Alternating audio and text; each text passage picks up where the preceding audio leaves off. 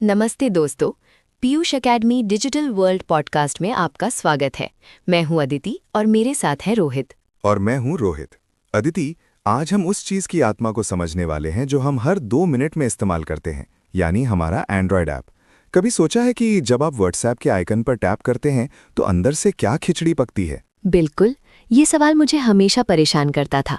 ये सिर्फ एक आइकन नहीं है, ये तो पूरा ब्रह्मांड है। वैसे शुरुआत वहीं से करते हैं जहां से सब शुरू हुआ। एंड्रॉयड क्या है? सोर्स टेक्स्ट कहता है ये Linux based open source operating system है जिसे गूगल ने बनाया। सही कहा। एंड्रॉयड सिर्फ फ़ोन तक सीमित नहीं है, ये स्मार्ट टीवी, टैबलेट, यहाँ तक कि कार सिस्टम में भी घुस चुका है। ये इतना ओपन सोर्स है कि इसे हर कोई अपनी मर्जी से ट्विस्ट कर सकता है। शायद इसीलिए एंड्रॉयड की दुनिया इतनी रंगीन है। रंगीन तो है, लेकिन इसका स्ट्रक्चर बड़ा ही डिसिप्लिन्ड है। चलिए इसके मुख्य कंपोनेंट्स पर आते हैं, यानी वो 4 मज़ेदार पिलर जिन पर हर ऐप खड़ा होता है। इन्हें मैं एंड्रॉयड के 4 मस्किटियर्स कहती हूँ। हाँ बिल्कुल। पहला है एक्टिविटी। इसे आप ऐप का चेहरा कह सकते हैं। ये वो स्क्रीन है जो यूज़र को दिखाई देती है, जैसे लॉगिन स्क्रीन या होम स्क्रीन। अगर ऐप कोई फिल्म है तो एक्टिविटी उसका पोस्टर और मेन स्क्रीन है। और एक्टिविटी का छोटा छिपा हुआ भाई है सर्विस।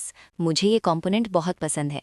एक्टिविटी तो सामने नाचती है, लेकिन सर्विस बैकग्राउंड में चुपचाप सारा काम करती है, जैसे गाना बज रहा हो या फाइल डाउनलोड हो रही हो। सर्विस असल में वो मेहनती कर्मचारी है जिसे कभी क्रेडिट नहीं मिलता। एक्टिविटी कहती है देखो मैं कितनी अच्छी दिख रही हूँ, जबकि सर्विस पीछे से फाइलें घसीट रही होती है। अगर आप गाना सुन रहे हैं और स्क्रीन ऑफ है तो धन्यवाद सर्विस को दीजिए। बहुत सही। अब आते हैं तीसरे मस्केटियर पर, ब्रॉडकास्ट रिसीवर। ये सिस्टम का कान और मुंह है। ये सिस्टम या दूसरे ऐप से आने वाले संदेशों को सुनता है, जैसे मोबाइल चार्जिंग पर लगा, इंटरनेट ऑन ऑफ हुआ या कोई एसएमएस आया। ब्रॉडकास्ट रिसीवर एक तरह का गॉसिप मॉनिटर है। ये हमेशा अलर्ट रहता है कि सिस्टम में क्या बड़ा इवेंट हो रहा है।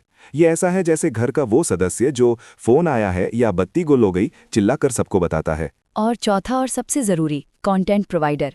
ये वो कंपोनेंट है जो अलग अलग ऐप्स के बीच डेटा शेयर करने का काम करता है, जैसे कॉन्टैक्ट्स या मीडिया फाइलें। कंटेंट प्रोवाइडर को आप डेटा का पड़ोसी कह सकते हैं। ये कहता है देखो मेरे पास कॉन्टैक्ट्स हैं, अगर तुम्हें किसी को कॉल करना है तो मेरे पास से ले लो।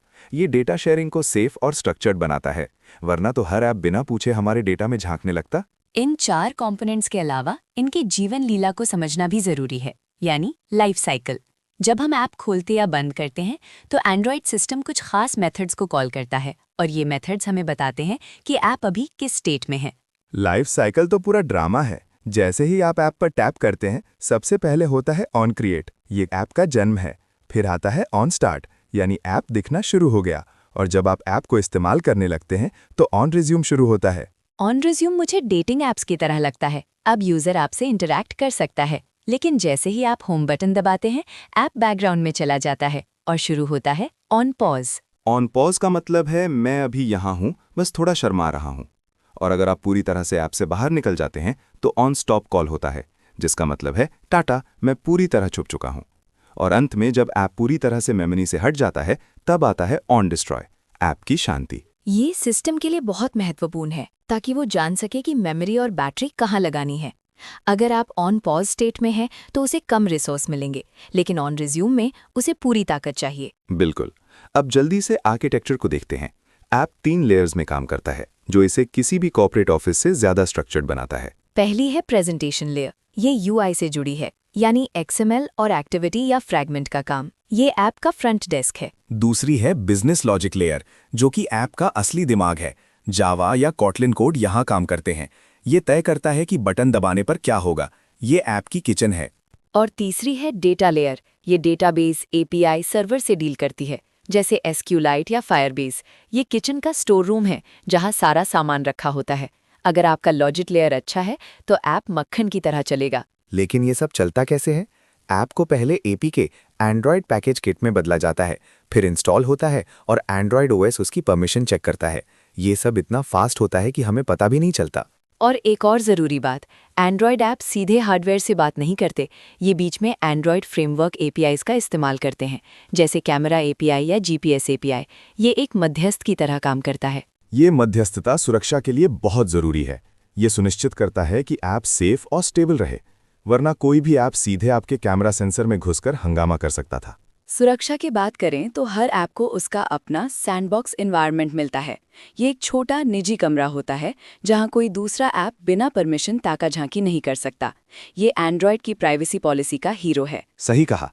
और गूगल प्ले प्रोटेक्ट एक बॉडीगार्ड की तरह काम करता है, जो मैलवेयर से सुरक्षा देता है।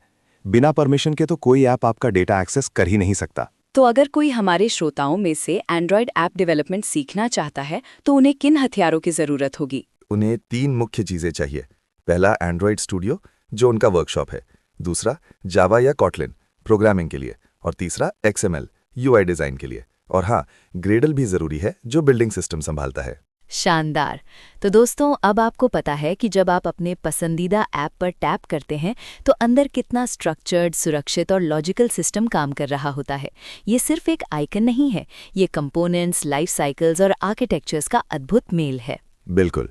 एंड्रॉयड ऐप एक संरचित और सुरक्षित तरीके से काम करता है, और इस वर्किंग मैकेनिज्म को समझना डेवलपमेंट की दिशा में पहला कदम है। अब हमें दीजिए इजाजत। हम फिर मिलेंगे एक नई टेक स्टोरी के साथ। नमस्ते। Like, share and subscribe.